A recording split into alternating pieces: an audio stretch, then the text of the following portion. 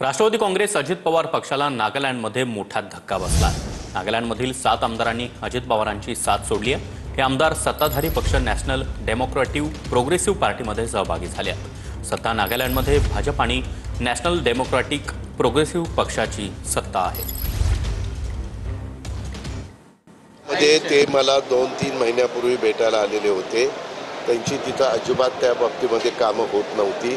त्याच्यामध्ये मी तिथल्या काही वरिष्ठांशी मुख्यमंत्र्यांशी वगैरे बोललेलो होतो।